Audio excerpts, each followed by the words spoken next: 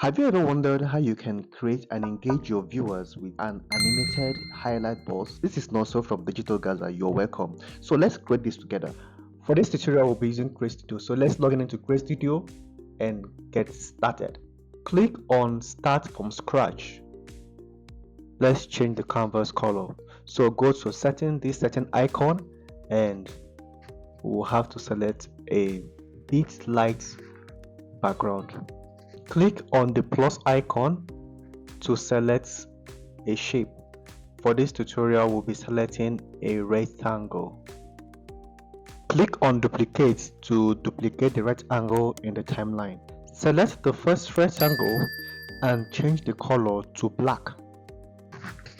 Go to border color and choose the border color to be white. The border width should be 20. Let's rename the rectangle and call it black. Click on the second rectangle and let's choose red as its color. Click on track mark and change it from none to black. I want to brighten the canvas background a bit. I don't want to bore you with that. I've already shown you how to do that. Let's group the rectangles. Select the two rectangles, right click on any of them and click on group. Did you notice that the rectangle width is not uniform where you increase or reduce the rectangle? Let's fix that. Open the group and select the black rectangle, then click on border and toggle off the scale when in a group. You can see that issue is taken care of. When we expand or reduce the size of the rectangle, the width is constant. Let's animate the rectangle. Open the group, click on Effects and Components, drag the doodle effect and place it on the red rectangle. If we should play this, you see that there is a hand there and the drawing of the rectangle moves in a zigzag manner. So let's fix that. Click on Drawing, toggle off the Show Hand and Draw Hand on top. Let's fix the zigzag drawing. Click on Manual, click on Edit Path, then click on Clear. Okay, now that the zigzag line has been cleared, we have to make new pathway for the drawing. So we'll hold Control on our PC, then click the four corners of the rectangle.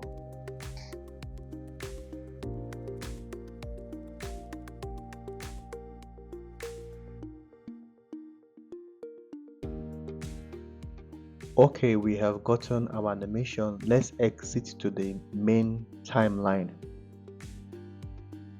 Right click on the group and click on rename. Let's call it box animation. Then let's save it to our scene for future use. Let's import the files I downloaded from Canva. We'll be using them for this tutorial.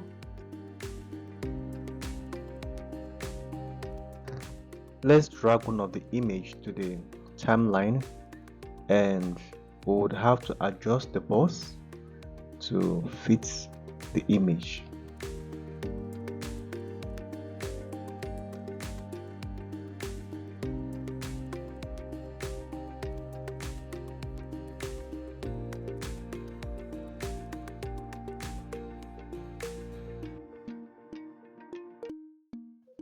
Let's add an animation to our boss. So we will right click on the animated boss and we click on add animation.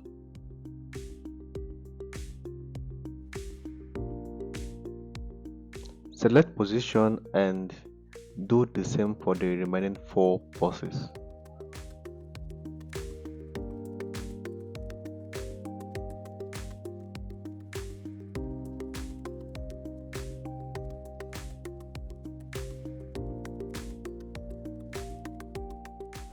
Here is the result.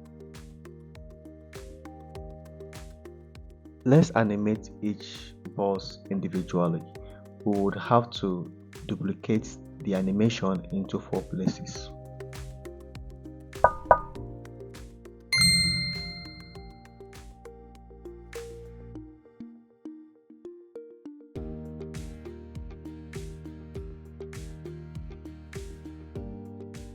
here is the result.